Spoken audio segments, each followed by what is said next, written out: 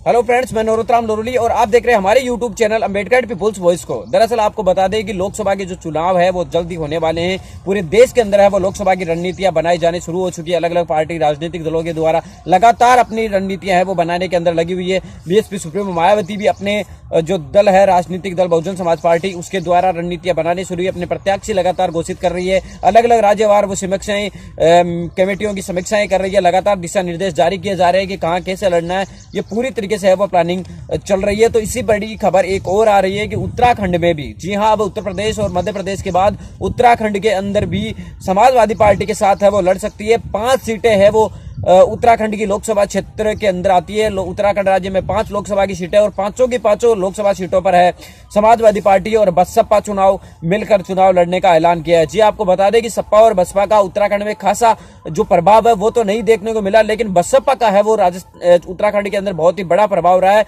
2012 के अंदर उन्होंने जो वोट परसेंट था वो करीब 15% के वोट उन्होंने वहां पर हासिल किया था। और हाल ही पिछले जो चुनाव बीते हैं उनमें भी उन्होंने करीब 7-8% वोट है वो हासिल किया था। इससे साफ है कि एक वोट बैंक वहां पर बड़ा देखा गया। लेकिन ये जो वोट बैंक है वो पहाड़ी क्षेत्रों की बजाय जो मैदानी क्षेत्र है उनके अंदर देखा जाता है। आपको बता दें कि पहाड़ी इलाके के अंदर आता है उत्तराखंड, तो मैदानी जो क्षेत्र है उनके अंदर ये देखने को मिला है कि वहां पर बसपा का एक अच्छा खासा प्रदर्शन रहा है। कई बार उन्होंने जो 3 सीटें भी है वो जीती है।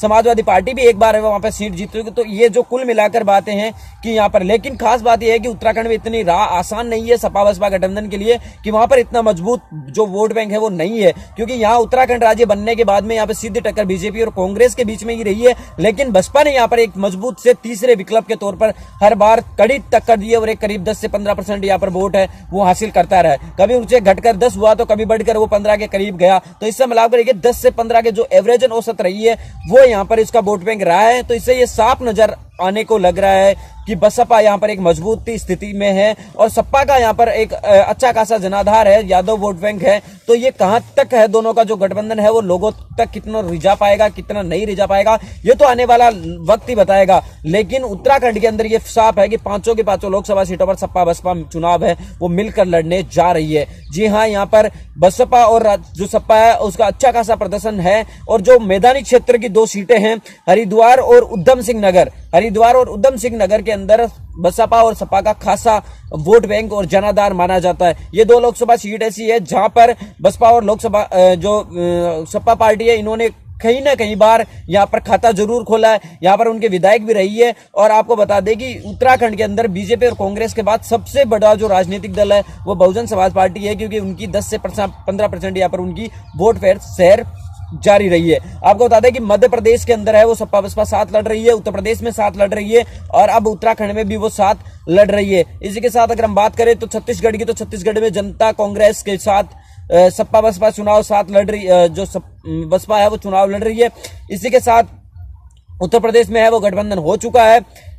राजस्थान में अकेले चुनाव लड़ने की है वो पूरी तरीके से रणनीति बताने मतलब पूरी तरीके से अपने हिसाब से है वो रणनीतियां बनाई जा रही है। कुल मिलाकर ये साफ हो चुका है कि आने वाले लोकसभा चुनाव है वो खासे दिलचस्प होंगे, क्योंकि खुद बीएसपी सुप्रीमो मायावती इस बार उनकी मॉनिटरिंग हर राज्यवार कर रही है, लगातार उनकी बैठकें कर रही है। हर प्रदेश प्रभारी प्रदेश अध्यक्षों को बदला जा रहा है जहां पे काम नहीं हो रहा है और पूरी तरीके से दिशा निर्देश दिए गए हैं। क्योंकि आपको पता है कि ये लोकसभा चुनाव है वो बहुजन समाज और बहुजन समाज पार्टी दोनों के लिए ही खास महत्वपूर्ण रखते हैं। और साथ ही ये भी कई बार तो ये भी नारा सुनने को मिला है कि अगर 2019 में नहीं तो कभी नहीं, क्योंकि ये बहुत ही अहम सवाल यहाँ पे खड़ा होता है कि अनुसूचित जाति के ऊपर अत्याचार हो रहे हैं और एसटी के ऊपर अत्याचार हो रहे हैं, माइनॉरिटी पर अत्याचार हो रहे हैं। तो ये एक संविधान पे लगातार चोट हो रही है, तो उसी को बचाने के लिए, ये लोकतंत्र को बचाने के लिए ये चुनाव होने जा रहा है। लेकिन 2019 के चुनाव का परिणाम क्या होगा ये तो आने वाला वक्त बताएगा। लेकिन हाल तक की ये रणनीतियां काफी कारगर हो सकती है साबित। और मध्य प्रदेश के अंदर भी आपको पता है कि एक संकल्प रथ यात्रा निकाली जा रही है, तो इससे काफी ज्यादा परिवर्तन देखने को मिला है बहुजन समाज पार्टी के कामकाज के अंदर। पिछले कई दिनों से है वो राज्यवार जो मीटिंगें हुई थी बीएसपी सुप्रीमो मायावती के आवास पर, उसके बाद लगातार ये परिवर्तन देखने को मिला और अलग अलग दिशा निर्देशों के साथ पार्टी है वो काम करने के अंदर जुटी हुई है। मिलेंगे किसी नए वीडियो के साथ, तब तक आपसे लेते विदा। जय भीम जय। आप हमारे चैनल अम्बेडकर पीपुल्स वॉइस को सब्सक्राइब कीजिए और बेल आइकन भी दबाइए और पाइए हर वीडियो की नोटिफिकेशन।